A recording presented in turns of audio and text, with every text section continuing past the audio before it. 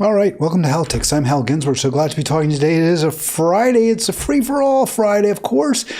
And that means I want you to call even more than I always want you to call. I always want there to be a dialogue, but it'd be especially nice today. I thought the conversation with Andy was great yesterday from the Green Party. So glad that he wants to continue it. We'll have him back again soon, of course. But we're going to, since it's a free-for-all, I'm going to kind of continue with some of the same issues we addressed yesterday that Andy and I did, maybe a little bit in greater detail. And also because I didn't have the slides up, I think I've got that problem solved. I'm not absolutely certain, but I think I figured out what it was. Partly it was because we had the guest on from, with the Google meeting. But we've been doing that for years now with Arlen, or almost, over a year and a half, and there haven't been any issues. But Google, I think, with the slide deck and with YouTube, has done a few little things in this meeting and made it a little more challenging. I think I solved the problem. It shouldn't happen again, and fortunately for me, that tech issue will not make it more challenging for me to do the program. I got several balls in the air. Look at 3 monitors at once. There probably is a better way, probably more efficient way. I haven't figured it out yet. So I do the best I can. I know you all appreciate that, and I appreciate you greatly for your support. Again, if you want to join me, love to talk to you. Any topic, it doesn't have to be one I touch on today. 240-242-5646. Would prefer to stay with the current topics, specifically current meaning that I've been talking about this week. And it's, kind of a similar roster. It doesn't change that much. We do open on Halitics. We have tragically had no choice. I believe I've had no choice but to really center the tragedy. And it's a tragedy, but it's a crime as well, the genocidal crime of the Jewish state. And I deliberately call it the Jewish state because they're always, they're flacks and people who make apologies for it and excuses for Israel and defend Israel, always criticizing those of us who try to hold Israel to account by claiming, among other things, that we're somehow anti-Semitic. Well, you call yourself the Jewish state. You have a Jewish star, the Star of David, in your flag. So, you kind of bring it on yourself, I have to say. And that's, of course, from a Jew. I was called, by the way, not a Jew, not even a self-hating Jew, but just simply, you're not Jewish. You're not Jewish, period, from some Israel defenders when I was at the Senate on Wednesday before the vote there. To stop sending military supplies to Israel. And there were some pro-Israel people there. I guess you'd have to call them that. I don't know what else to describe them. Pro-Israel people. They were unpleasant. They were aggressive. I was not. I was on my best, for me, behavior. It wasn't perfect, but pretty good. Pretty good. Anyway, they said to me at one point, he said, hey, as a Jew, we have, I have to oppose this. And of course, the response was mockery and not even you're a self-hating Jew, which I would have probably expected. It wouldn't have surprised me, but just simply, you're not a Jew. I guess they think I'm making fun. What do they think? I was pretending? I was playing? Of course. I know what I am. I'm Jewish. All right, Palestine Chronicle, they have 100 killed, over 100 killed, 110. Over the past 24 hours, that's just in Gaza. That doesn't include the death count in Lebanon, which is also continues to rise. The killing count, I guess we should say, the massacre count, the carnage that continues to increase the dead in Lebanon.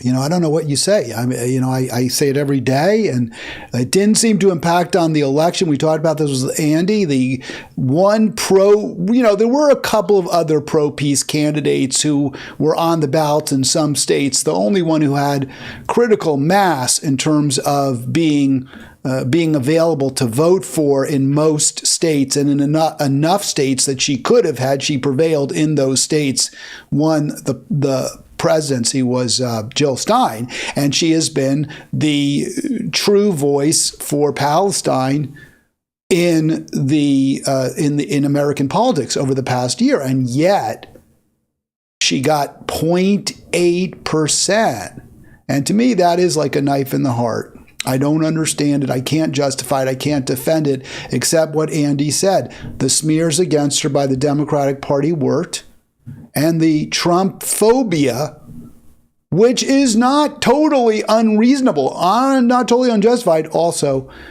worked. This is from Palestine Chronicle. Israel continued to carry out massacres in Gaza. There you see an image of people being treated, and hopefully some of them or all of those in the image there will survive. We have a revive. Now, I don't have a current, we try to give you like the updated estimate of deaths. I don't have that. According to the Palestine Chronicle, and the numbers get to be a little bit, we know that the identified number of dead is an enormous undercount. Because so many deaths may not even be known. People are buried, and other people die from disease, hunger, suicide is a big factor. People in war zones do take their lives quite a bit, and understandably so. They just can't take it anymore, right? Just can't take it anymore. So we had 110, according to Palestine Chronicle, Israel killed yesterday. Horrific, just horrible, ugly, wrong, war crimes, genocide. You come up with any word, atrocities. Bibi, by the way, I think he's now been, indicted by the International Criminal Court. So there's actually an arrest warrant for Bibi. This hopefully Haaretz is reporting that some European countries may stop sending aid to Israel at this point, supplies, weapons, and other material, what have you. They may now stop it, which would be a good thing. The UK, who is really probably our closest. Israel wags our dog, no question. Israel makes the decisions that our government carries out through AIPAC, through its stooge AIPAC. But I think most Americans, if you said what country are we closest to, would probably say, and I could be wrong, I would say UK, right? I mean, we're a child of the United Kingdom. Yes, it was a very violent birth, but in the end, we sprung from the loins of the United Kingdom, and we were a colony of England before we were an independent state, independent nation, and we speak English language, and our government is closest in terms of its derivations from England. So I would say yes. If you said, what's our closest ally? I would say the United Kingdom. And even the UK has, to some degree, despite all the U.S. pressure, and I know Biden pushed them too, and we saw when the Tories were in power, Boris Johnson was the Biden-Harris messenger boy sent over to Kiev to tell oh my gosh, can't even remember the guy's name, right? The president there, Zelensky, tell him, you are not signing a peace deal with Putin. We need a war. We need our weapons manufacturers to make lots and lots of money. That was the message that Boris Johnson delivered to Volodymyr, did I say it right? Volodymyr Zelensky. And the message was received loud and clear. And lo and behold, we've had 2 years of war, death, 1 million casualties, and massive profits for the Raytheon and Boeing and Lockheed Martin as a result. That's our government. Wholly corrupt, bought and paid for. But even the United Kingdom, which has done the bidding of Harris Biden, in this case, to some degree, has stood firm against Israel and said, we're not going to give them every single thing they want, every single thing the genocidal Jewish state wants. 44,100 or so now. The number's a little squishy. I'm not exactly certain what the official count is because the Palestine Chronicle did not update from yesterday, and their number was a little different than I think Al Arabia's. So I'm just going to go with over 44,100 identified at this point. By the way, if you want to join me, love to talk to you. 240-242-5646. The theme of this program, and I'm going to follow up on the Israel situation in a moment, and it's going to be consistent with what I really want to focus on. But the theme is basically, and by the way, I see you there in the chat emoji. I am really trying to center the chat as best I can. I love the watermelon, the Palestinian watermelon. By the way, speaking of Palestine, do want folks to know that a lot of times I don't get out of my house much. I remember years ago when I was doing podcasts before I went back into Oregon, or went into Oregon. I had been an organizer, but I was a host, and I did radio, and then I did podcasts from my home. And I guess it was bragging. I said, "Hey, my commute is I walk downstairs to my kitchen, drink my cup of coffee, go back upstairs, and do my program." So I was really happy. I didn't get to have to leave my house much. Didn't want to, but I do feel the need in this situation to be a little bit more out there. And so I've been down at the Capitol Hill the past 2 weeks, and I'm going to try to go next week. Maybe it'll be Monday because we have the holiday week. I plan to do my program probably at least Monday through Wednesday, and maybe all 5 days next week. Thursday would be the one I'd be most likely to take off, but also possibly Friday. We'll see. Just in case you're interested, obviously we'll keep you apprised of that through YouTube, through the YouTube notifications and the like. But again, over the weekend, I think I'll be busy both days participating in pro-Palestine events, a solidarity lunch tomorrow. And I don't think I'm going to stay. I don't usually stay out too much when I go to people's houses. I'm just going to really just stop by and lend my my support for Palestinian people and Palestinian Americans tomorrow, and then I'll be at a Jewish Voice for Peace event on Sunday. So those are two ways I'm trying to stand firm against genocide. By the way, apparently Emogi getting out to events led to that interview with Ann. Absolutely, yes. And Colonel Wright is retired Colonel Wright, a great pro-peace voice. And yeah, and I knew Ann. We knew each other. I don't know that she remembered me, but we had met on occasion, and I've interviewed her before as well. She might not have even remembered that because I think it was by radio. Or it was on radio by telephone. Okay, so the theme kind of that I put in YouTube is for today, for the thumbnail, is lessons learned. And what a lot of progressive groups are pushing the narrative, what you're hearing from some hosts who do what I do, is the question, have the Democrats learned their lesson? Has the Democratic leadership learned its lesson? And I remember Tom Hartman even said, oh, yeah, they learned their lesson back in 2016 when Hillary lost. And it was like the biggest joke ever because obviously they didn't learn anything from 2016. And for Hartman to say that, I think revealed that he is not quite what some would like to believe he is in terms of a progressive hero or a incisive chronicler of the current political zeitgeist. But that's the new thing. Have the Democrats learned their lesson? And my question is, have we on the left, we progressives, not leadership, not the people who make the decisions in the Democratic Party, not the Barack Obamas, not the Nancy Pelosi's, not the Schumers, I mean, they don't need. There's no lesson for them. They made a decision. We're gonna ride with Harris because she promotes the policies that we like. She's a corporatist. She's a militarist. And we're going with her. Now, it might cost us the election, but okay, we're willing to pay that price. So I don't know what they're supposed to have learned. It's nothing they learned.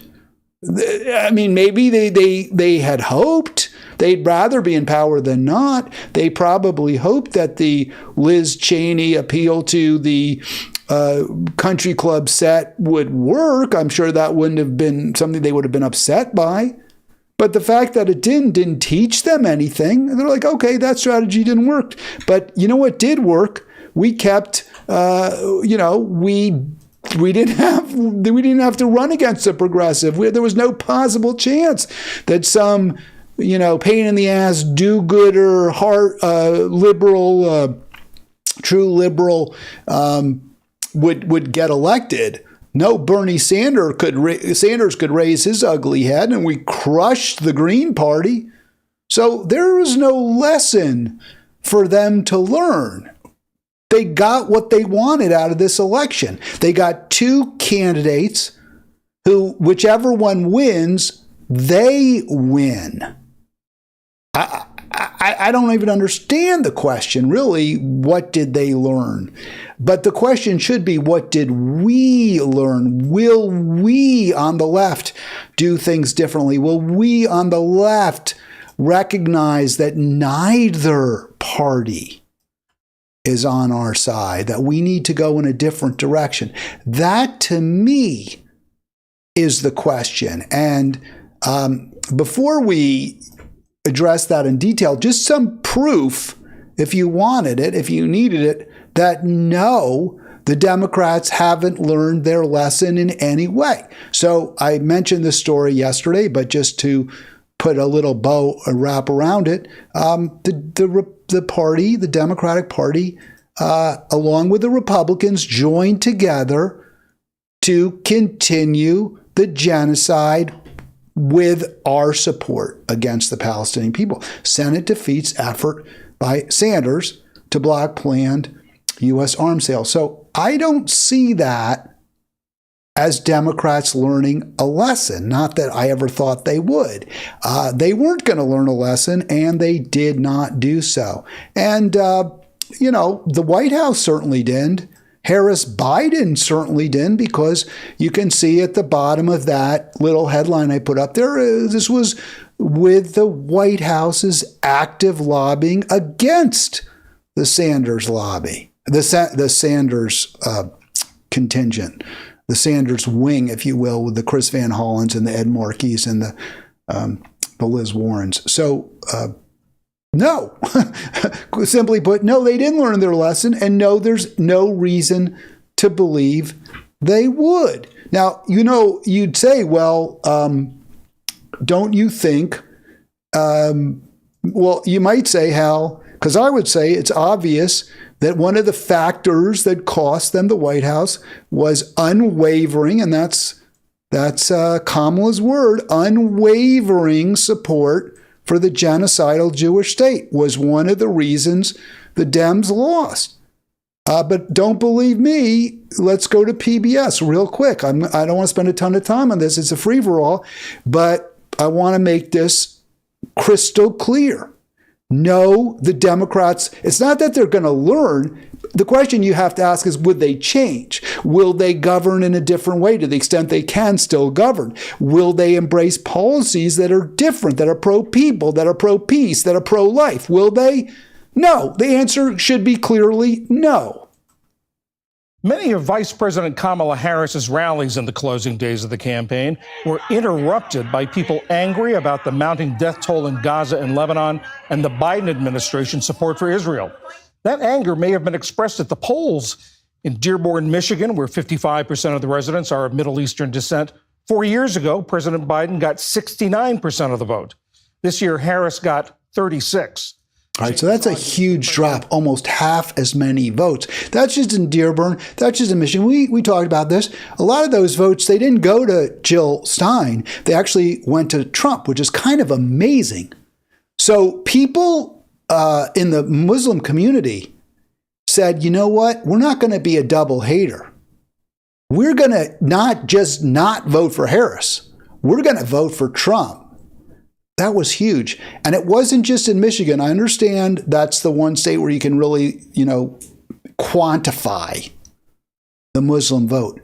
But there's young voters, there's people of color, all of whom are less supportive of the Jewish genocidal state. Here's Lebanese American Jim Zogby on the vote, real quick, from PBS. The Arab American Institute. He's also director of Zogby Research, which conducts surveys in the Middle East. That drop in Dearborn of support, was that all Gaza, or was there something else going on? I think there were two factors. Gaza and Lebanon obviously were central.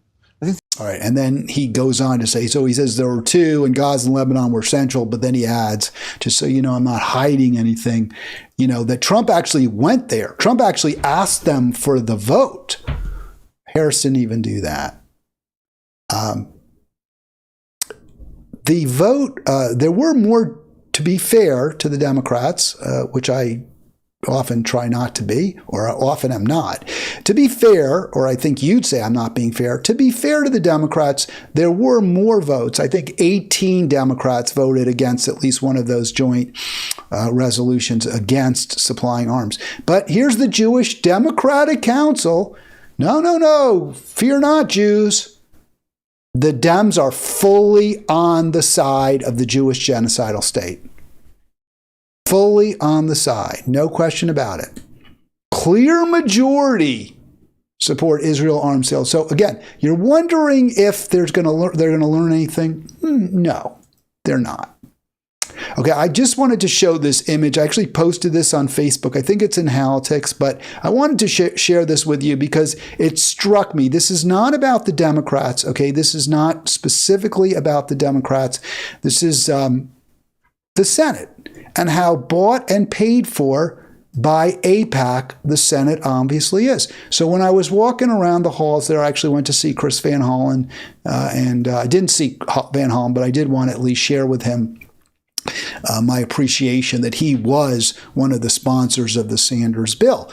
So I'm walking around and you see all these offices. By the way, it's a beautiful office building, and they have the Senate has a nice place.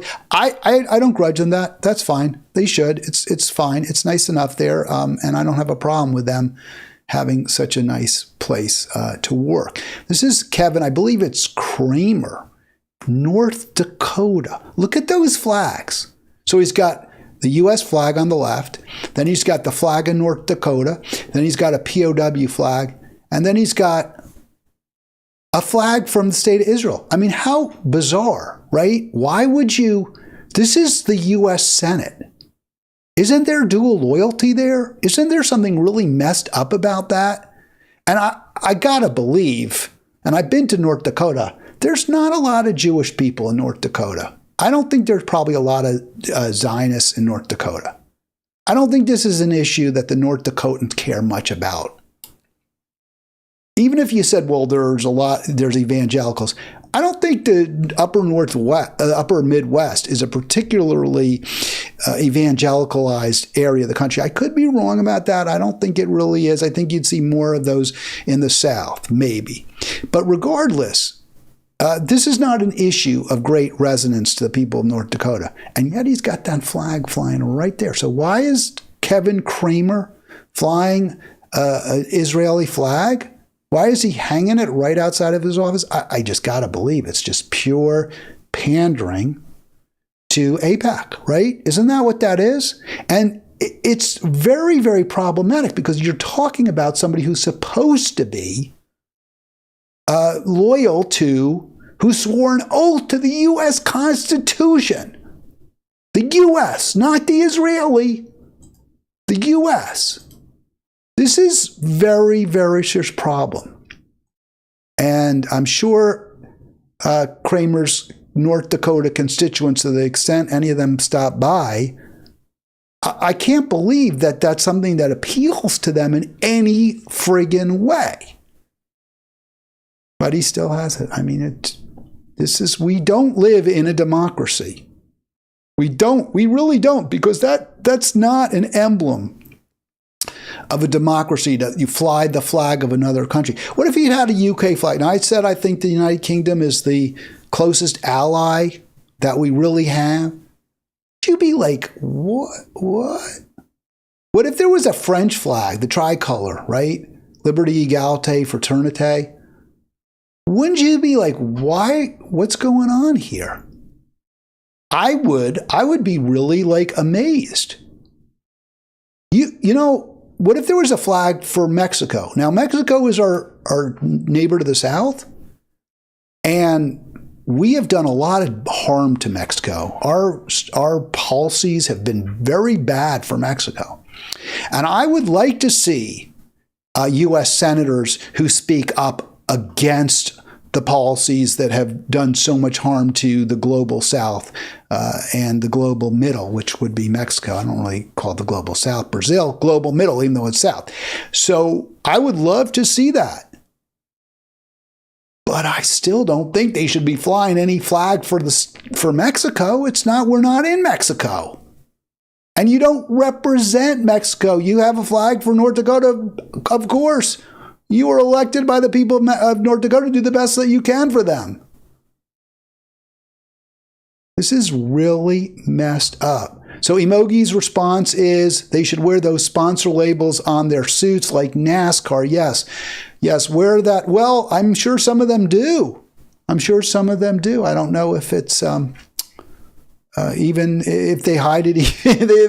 they wear their pins. They wear those U.S. flag pins, which I'm fine with. But yeah, wear a Lockheed Martin, emblem or some sort of symbol. That would be, perfectly in tune with what we've got going on in this country. It's awful. It's heartbreaking. Again, at some point words fail me, and I'm rarely at a loss for words. How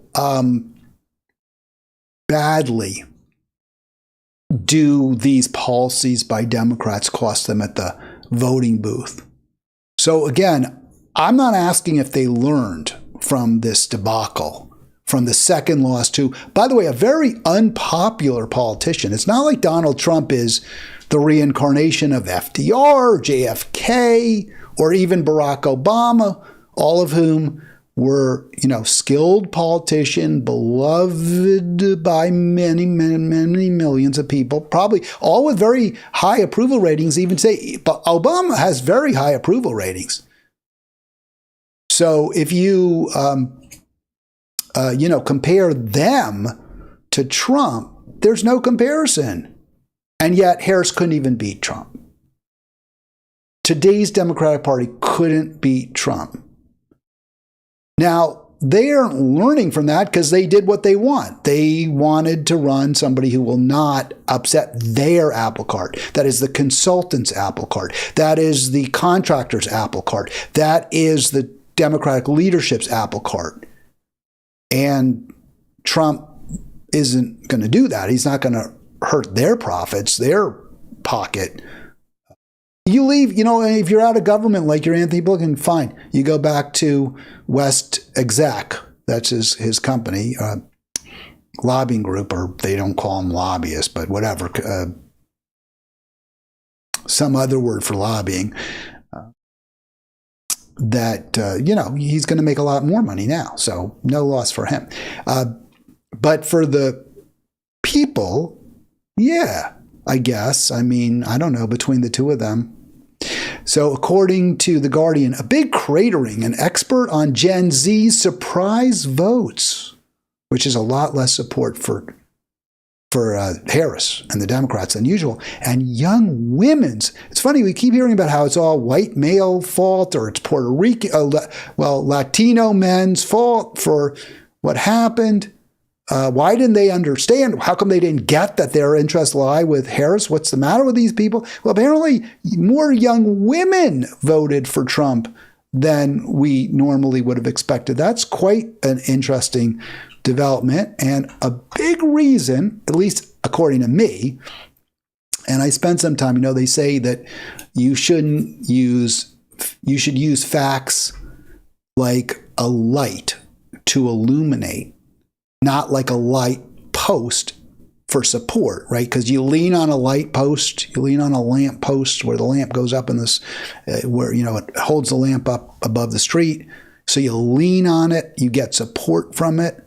But that's not what you're supposed to do. You're supposed to learn from it, not come up with a preconceived notion or have your preconceived notion and then try to find facts that fit your notion. Well, that's what I did here. I did the opposite of what you're supposed to do. I said, hey, it's true. One fact, young people didn't back Harris Biden the way they usually back the Democrats. So why is that? And my answer before, I started looking for it was, well, in part, it's because of clearly Gaza, Israel, but also because of Ukraine. That's not popular, especially among young people. Young people don't want us to be spending billions and billions and billions of dollars to kill Russians and maintain and perpetuate an endless war with Russia. That was my preconceived notion. So I looked around, and to be honest with you, there wasn't as much data as I thought I would find, but I found a little bit. So I want to just share it with you, and you can decide what you want. So this is from your Chicago Council of Global Affairs. Interesting, not familiar with them, but they have a nice website. They look real like they're pretty intellectual. Looks kind of like a university type site. So 2024, July, Russia's war in Ukraine, partisan, racial, and generational views on the U.S. role in the conflict. So this is the question is the Democratic Party's full-blooded, full-on support for war in Ukraine good or bad for the party? Does it help the party? And the question, again, will they change policies if it turns out that it's bad for the policy? So bad for the party, that the policy is unpopular. And before we get to what that Chicago Council view was, I want to just show you a view from over a year ago that I got into this with Arlen, because Arlen was saying he supported, although he's finally come around to my viewpoint, we should no longer be pushing that war. But I made the point back a year ago, hey, most Americans don't want us to be providing aid to Ukraine. And he took issue with that. And I showed him this headline from a poll that CNN did back last summer, summer 23. Majority of Americans oppose more aid for Ukraine. So that is a little bit controversial, right? There have been some other studies that say differently. It goes by the wording. A lot of times is what matters, or it will change your answer. So it's kind of interesting. CNN said, at least over a year ago now, if anything, support for the war has faded, right? There's less now. CNN said most Americans don't want us to keep going. According to the Chicago Council, more recently, that isn't the case. And again, I'm sure whatever the sentiment was in the summer of 23, it's moved away from more support for the war. But I don't know, I can't say the CNN poll was necessarily correct. According to the Chicago Council over the summer, majorities do support economic and military aid to Ukraine. Again, I got to believe it's how it's phrased and who does the polling. But this is the important factor. Traditional democratic demographic groups were less supportive. Black, Hispanic, millennial, younger, and Generation Z, even younger Americans were less likely to support the war. Now, those were groups that the Democrats did not win or didn't win in nearly the numbers they needed to win to get the White House back. And yet, what is their response? Well, we're going to send more. We're going to send not just more aid, we're going to send them landmines. So this is incredibly bad. Landmines, they just sit there. They're dangerous 20 years later, 30 years later. There's unexploded ordnance, as I understand it, on the grounds of the old Fort Ord in Seaside and Monterey and Marina, California, where I used to live, near where I used to live. And it's still a danger. You still have to be careful. And it's not just that you might get a trip a mine and be blown to smithereens. There's also toxicity, right? The landmines have all sorts of toxins in them, and they leak into the groundwater. They leach into the soil. And Americans are sick of this war. They don't want it. Stop. Basta is what we're saying. That's a reason Trump won. So the response, let's send him some landmines. So the Democratic Party will not change its policy. It's not a question of learning. They know these policies aren't particularly popular. They know that when they embrace these policies, they make it less likely that they'll win. But they don't care. Because some of them are in totally safe seats, like Chucky and Hakeem Jeffries. They know they're going to get lots of money, so they can use that to propagandize. And hey, even if we lose, what's the worst that can happen? We become a highly paid consultant on MSNBC, although I understand MSNBC might get sold. We can become a highly paid consultant somewhere. We can go work in the private sector. It's absolutely it's a grift. And we lose. What we don't have is a democracy. What we don't have are representatives in either party who do what we want. So my question is, obviously, the Democrats aren't going to change. My question is, will we learn? Will we on the left learn our lessons? Because I think that's one of the things we need to ask ourselves. And I got a lot of different answers, but let me go to this video here first. Let me start because this guy's an interesting guy, Nathan J. Robinson. I think he's I'm not sure exactly who he is. Apparently he's sort of a Chomskyite. Nathan Robinson is a Noam Chomskyite. And I always find these kinds of questions, will Democrats learn anything from this, somewhat condescending. Like, I know the answer, so will they learn from me? And my question to people who ask that question is, what have you learned? Have you learned anything? So I should ask myself, and I do. I'm always questioning myself. And one of the things I'm trying to figure out is, how can I be more persuasive? How can I convince people? Because obviously I haven't been able to do much of that. People aren't following my lead. And I think one thing I'm trying to learn is to be a little more respectful of others and to listen to others and hear what they have to say. But I think in terms of politics, I'm pretty well vindicated. I don't think what I've had to say has been disproven. So here's what, in fact, it's been corroborated. Will Democrats learn anything from this? So that's the question. And there you can see the picture of the two losers, Hillary and Kamala, just sitting there kind of off to themselves. And it's ironic to me that you put them together. I mean, it perfectly sensible, makes, of course, they're in many ways very similar losses. But again, because Hartman made the argument somehow Democrats did learn. Well, they obviously did not. So my question is, first, for Robinson, did you learn? And maybe he kind of did a little bit. So here's Nathan J. Robinson a week or two before the election with Glenn Greenwald. So let me play this for you. So I'm going to vote for them. But you have used the word genocide, meaning that the Democrats have actually crossed the line of supporting a genocide. If you want to talk about how you think Chomsky would see that, that's fine. I'm interested in how you see that as well. I mean, is there any line at all that a party can cross where they become ineligible for a defense on lesser of two evil grounds? All right, so that's a question I want people to rethink their answer. So do we learn from this? Now, Nathan J. Robinson isn't in power. He doesn't have not elected office. He's not a lobbyist. He's not going to profit more from either the election of Harris or Trump versus a third party. So I'm not sure, that there's any financial benefit he's going to get from the answer he gives if he persuades people of it. And the question, it's a great question. Is there any line, is there any red line for Democrats where they cross it and you say, because for me, remember, I was very clear. If Harris supports genocide, I won't vote for her. Let's see whether that's Robinson's answer.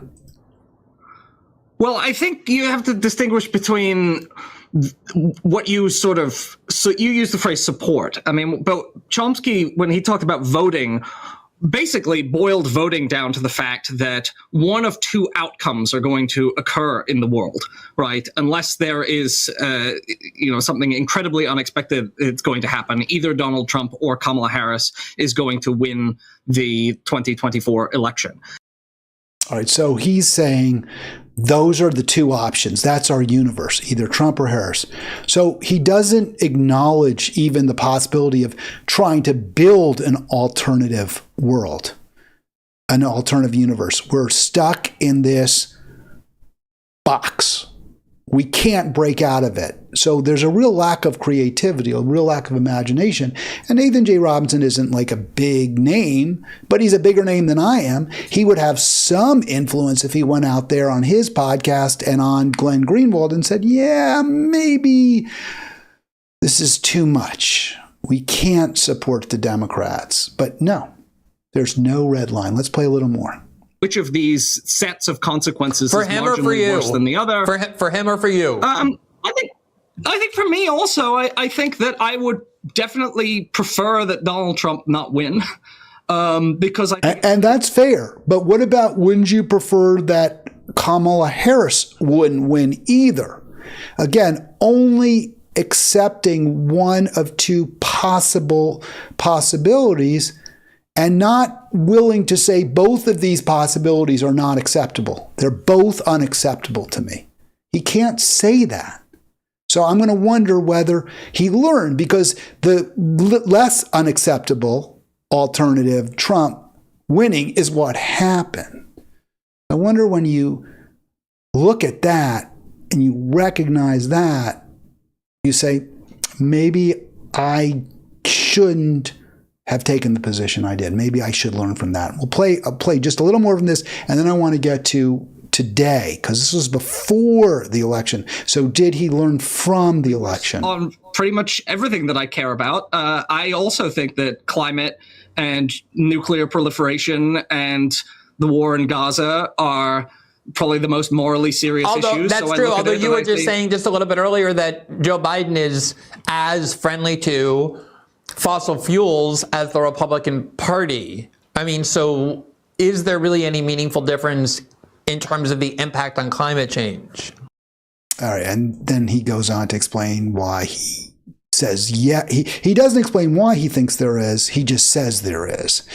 But when you, his other issues like nuclear proliferation, it's far from clear to me that Trump will be worse on nuclear proliferation. For example, Trump did talk to North Korea. We had less tensions with North Korea when Trump was in power than we do now. And now North Korea is actually sending troops against our proxy, Ukraine. So, and just on that same score, there's no question, I don't know how anyone could argue that our relationship with Russia has deteriorated very significantly since Trump took power. I mean, since Trump was out of power, right? Since he lost power. So again, if your concern is nuclear proliferation, why are you saying Biden-Harris is a better option? That doesn't make sense. That doesn't justify your vote in any way for Trump. So, or for Harris rather, against Trump. Your vote against Trump. Sorry. All right. Let me get to today. So did Robinson learn anything? And we just saw, right, the Democrats in the Senate rallied behind more aid for the Jewish genocidal state. They rallied for landmines to be sent to Ukraine. Deadly. Violating Geneva Conventions. That's what the Democrats just did, supporting Biden. Harris. So we see post-election that any hopes that the Harris-Biden administration would be on the side of the people are dashed. So did you learn anything, Nathan Robinson? I would say primarily working class people do not feel, a critical mass of them do not feel represented by the Democratic Party. And I want to just stop it there because he's talking with this. She's a journalist, Malaika, I think, or Malaika. I'm sorry if I pronounced the name wrong. She's very good. I saw her on Bad Faith with Brianna Joy Gray, and she didn't get to say a lot. I thought they weren't giving her enough opportunity to speak. But he's asking her, will Democrats learn from the loss to Trump? And again, what is there to learn? There's nothing for them to learn. They got what they wanted. I mean, they didn't want Trump necessarily, but they made a calculated decision. We're going to go with the centrists. We're going to go with the corporatists. We're going to go with the militarists and roll the dice. You could have any big takeaways that we can draw on to make, for this conversation in terms of thinking about moving forward. What's your big takeaway from Democrats losing? Well, and let me just, before we hear his big takeaway, I want to we'll hear more from Malaika after we hear from Robinson. And the question was, did he learn anything? So that fundamental truth that working people don't feel represented by the Democratic Party. Okay, well, either you need a party that they do feel represented by, you need a new party, or you need to kick out the existing leaders of the Democratic Party and radically reshape it. And I don't have a firm position on which one of those is the correct path. My instinct is always that it's easier to take over an existing thing than to build a new thing. Yeah. All right, so he's saying, in response to her point, that the reason Democrats lost is because working people correctly understand that the Democratic Party is not on their side, that the Democratic Party will not pursue policies that they want that will make their lives better. Robinson gets that. But then to take the next step, which is, okay, since the Democratic Party is not a vessel that will take us to the promised land or even some reasonable facsimile thereof, since we know that, let's go with a third or fourth party alternative. He can't say that. And so he says, well, my instinct is it's easier to rebuild or take over something. Well, it's absurd to take that position. And by the way, I used to think that way. I had optimism in 2016 that Bernie's popularity, the fact that so many even Democratic primary voters and the nation at large clearly wanted him to be president. The fact that it took all the efforts of the Democratic Party to stop him. I was optimistic after Hillary lost that in 2020 we might get a progressive alternative. And no, we didn't. And not only did the Democratic Party completely unite to isolate this unwanted bacillus from the body, the Democratic body, but they isolated it and they crushed it, they killed it, they destroyed it. But with the full support of Democratic primary voters. In the end, a majority of Democratic primary voters were not prepared to say no to Jim Clyburn, no to Barack Obama, no to Hillary Clinton. They weren't going to do that. And so after observing that and observing the failures of the Democratic Party to stand for working people and their consistent decisions to support corporate America. And I know you can come up with a million different counterexamples. Well, they did this, and there's the NLRB. In the end, what was absolutely clear is the Democratic Party was not going to change the basic trajectory of this country, the dynamic, which is more for the rich. The big fish keep eating the little fish. The Democratic Party is not going to stop that. And whenever push really comes to shove, rubber meets the road, they're going to vote for landmines for Ukraine. They're going to vote for more weapons for the genocidal Jewish state. They're going to approve the the Willow Creek project, the carbon bomb. They're going to complete the Mountain Valley Pipeline. That's who the Democratic Party is. That's what the Democratic Party is. They're going to tar and feather Tulsi Gabbard. That's who the Democratic Party is. So despite all that, Nathan Robinson's like, well, we can still build. We can still hopefully rebuild the party or reconfigure it to our preferences. Here's what Malaika has to say in response. I would say primarily working class people do not feel, a critical mass of them do not feel represented by the Democratic Party. I'm wondering if you could have any big takeaways that we can draw on to make, for this conversation in terms of thinking about moving forward. What's your big takeaway from Democrats? Right. So we heard this before, so I'm going to stop it. I'm going to jump ahead a little bit because what she has to say is actually far more interesting at this point. So you can just see me scanning forward just to see her head pop up, and we'll go to get her response to that question. His is, well, I think we do need to go in a different direction. His being Robinson, you see him on the screen there. His is, well, yeah, we do need to go in a different direction, but maybe we can go in that direction by just commandeering the Democratic ship and changing the course of that ship.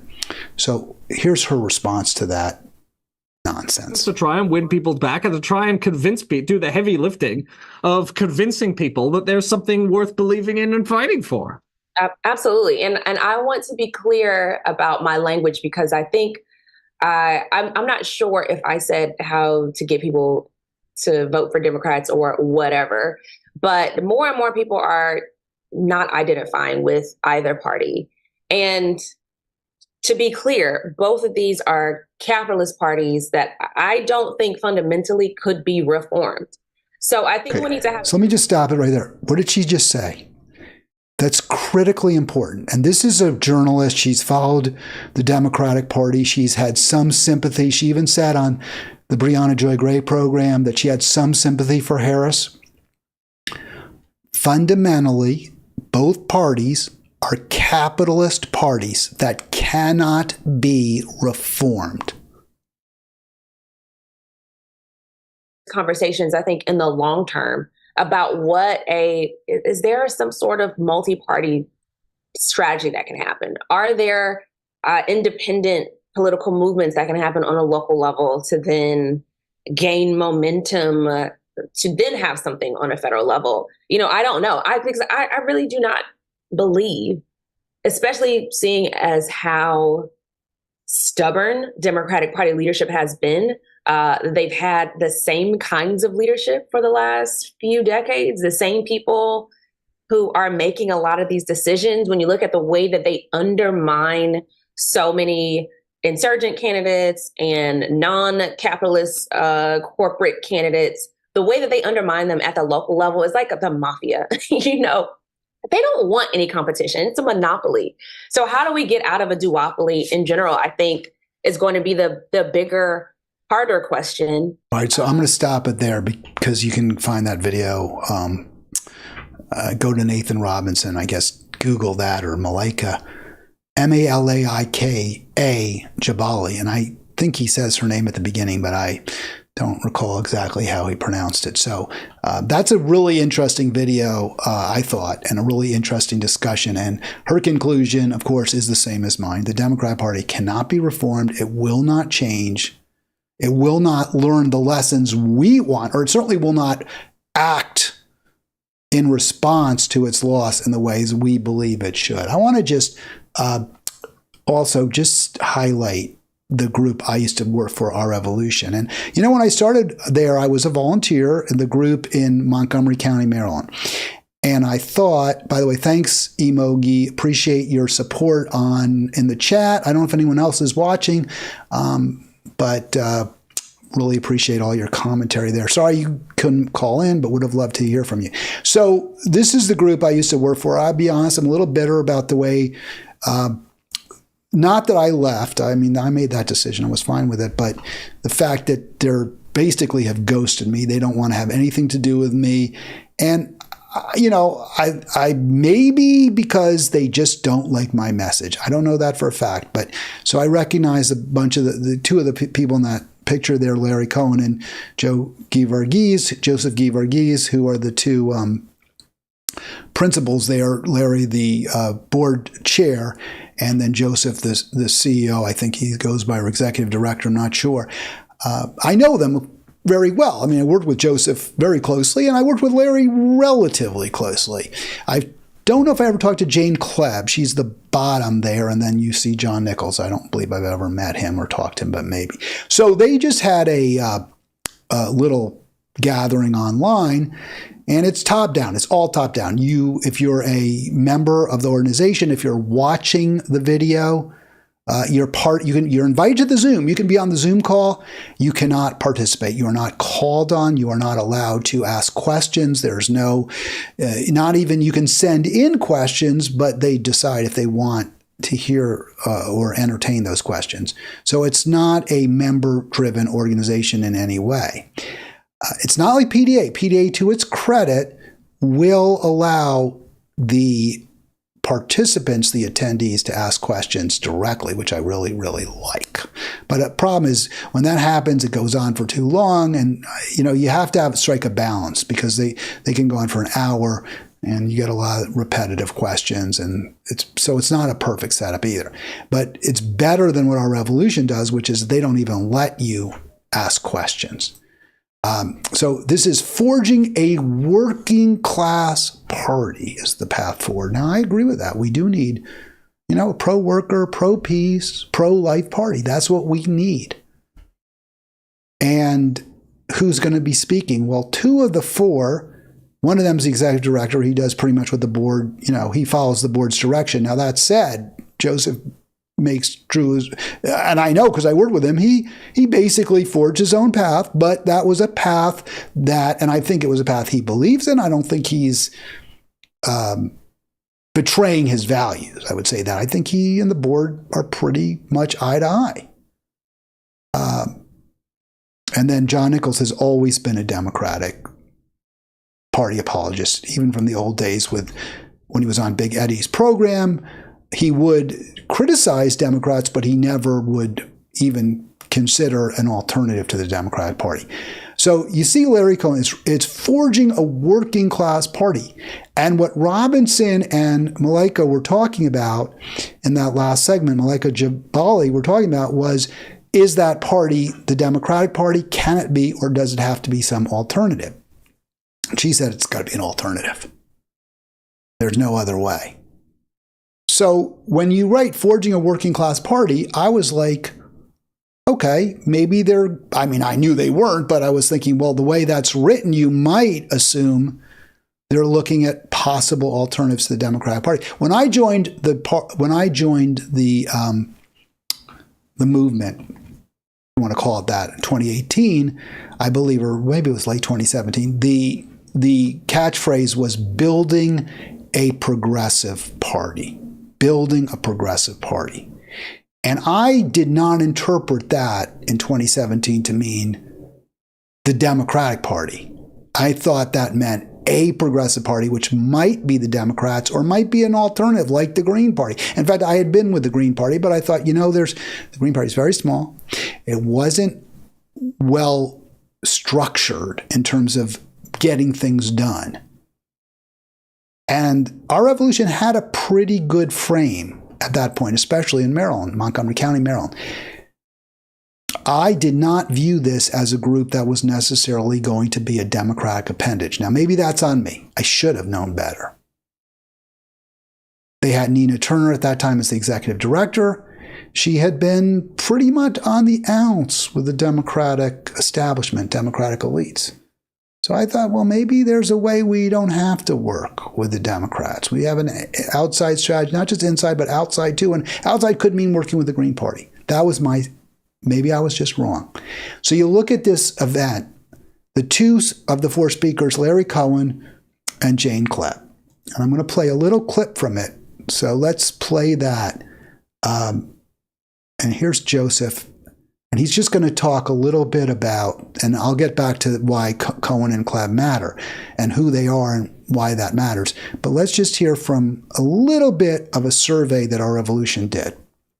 First, it was the white working class. Now it's black and Latino workers as well. While the Democratic Party leadership defends the status quo, the American people are angry and they want change. And you know what? They're right. End quote. Bernie is saying what our grassroots members have been thinking. In our post-election survey of more than 12,000 progressives, our members faulted the party for neglecting the working class and for focusing on chasing Cheney Republicans. 91% of our members surveyed said that they believe that the Democratic Party has long neglected the multiracial working class and the issues that matter to them. And 76% said that the Democratic Party has lost its way. These are damning numbers because... I'm going to stop it there for just a second. I want to just highlight that poll. 76% in this survey by Our Revolution say, post-election survey, the Democratic Party has lost its way. So my question, and again, I would love to ask Joseph this question. He won't come on he doesn't even respond to me, right? I mean, so I am angry, to be fair. I am bitter and angry about this fact that he will not even come on Halitics. But so be it. So 76% say they've lost their way. The party has lost its way. So if the party has lost its way, and it's completely neglecting the working class, why wouldn't you? Let me ask it that way. If you're going to learn, right? Because this is, do we learn from our losses? Do we learn from our failures? Our revolution was all in for Harris. Our revolution rallied people to go to Pennsylvania. Our revolution called voters in Pennsylvania, urging them to support Kamala Harris. So our revolution was a full-on Democratic appendage. So will they learn? Did they learn? Because remember, this is all about what do we learn? Well, one might think that if this is what your members tell you, right? Their progressive members tell you that the party has lost its way, that the party neglects the working class. Wouldn't you think that the leadership of Our Revolution might say, maybe we should go in a different direction. Maybe we should, if not Dem exit or Dem abandon, at least be open to talking to people who are not tied to the Democrat Party, who are not Democratic supporters or Democratic electeds. I don't think they've ever had any elected who's not a Democratic Party member. Maybe they, there aren't very many, but there are some Greens they could have had on. There probably are some independents they could have had on. I don't think they've had any. Maybe wrong about that. So are they going to change that policy? Is that going to be something different in the future? And you can see here, again, there's your working class party. And the idea is reform the party and power build. So let's look at those two. So first, Jane Klebb. Jane Klebb is the Democratic Party chair in Nebraska. She's also on the executive committee of the Democratic National Committee. She also is a board member of Our Revolution. Now, how could this organization possibly pivot away from the Democratic Party if one of the powerful, and she was one of the most powerful, most influential members of that organization, board, right? They set policy. They decide who's the boss. They hire Joseph. how could you possibly expect this party to look at the reality of our current situation, as Malaika told us, as we've seen, as we can tell from the votes? This Democrat Party is not for working people. It's not for peace. It's not for the environment. It's not for life. They're not going to acknowledge that. They can't. If she did that, if she went on that call and she said, you know what? I've spent 30 years trying to reform and change the Democratic Party from within. It's not going to happen. If she went on that call, she'd lose everything she has now. She'd lose her Nebraska Democratic Party chairpersonship, whatever you call it. She'd lose that. She'd lose her spot on the DNC like that. She'd be gone. She'd be out. Who's the most powerful person in our revolution? Probably it's the executive director. Probably it's Joseph. But if it's not Joseph, it's this man right here. It's Larry Cohen. He wasn't a founder, but he joined very, very early on. He brought on board Nina Turner, and then he later was there as the chair of the organization, Joseph. And they work closely together, I can tell you. I know. I was there. This is not a hate Larry Cohen. I mean, there are things about Larry I don't agree with. There are positions he took I disagreed with very strongly. And, we would butt heads. I think if you worked with Larry, you probably butted heads with Larry. But I, on a personal level, actually really do like Larry Cohen. But he is a member of the Democratic National Committee. He is an insider. He pushed hard for us to endorse Tom Perez, when he ran for Maryland governor, even though Perez is anything but progressive. This organization, and I'm not just, they're a representative of the institutional left. They are not going to conclude what is obvious. We need an alternative. We cannot expect. It is unrealistic. It's absurd. It's a fool's game to believe the Democratic Party will ever change. And that message will not come from the Democratic Party. Now, maybe my big mistake, honestly, was believing that our revolution would embrace an alternative to the Democratic Party, might be persuaded to do that. I shouldn't have believed that. And I'll be honest, in terms of learning, it's not learning, but I wanted to believe it. I wanted to believe, and at the time I thought, to be sort of fair to myself, hey, maybe Bernie, because they are closely aligned with Bernie Sanders. Well, maybe Bernie and the progressive left, maybe AOC, I think she was just getting elected at that point. Maybe they can really make the party better. I did kind of believe that. But I also believed that we would be able to pressure them from the outside. And when that became clear to me that wouldn't happen, I did leave. But all that said, I did some things. I pursued some Democratic Party stuff pro-Democratic stuff I probably wish in retrospect, I was wrong to do. I wanted to believe it. They paid me a decent salary for what I was doing. I worked hard for it. I earned it. I'm not saying it was like a gift by any means, but I was making a pretty good salary for a political organizer on the left. And I wanted to believe it was the right thing to do. So maybe there was something, there I was corrupted myself. So I'm trying to be as totally honest as I can be. All right, I got more stuff here, but you know what? It's well past 1. I've given you my hour. And part of the reason, by the way, I don't go on and on and on, even when I get calls. I do appreciate Michael calling yesterday. One of the reasons is because I think when you go well past an hour, people really do stop watching your streams. And what I could do is cut them up. And I know other hosts like the Due Dissidence Bros, they do 3 hours, 2.5 hours, 3 hours. Brianna Joy Gray does long, and sometimes they cut them up into multiple parts.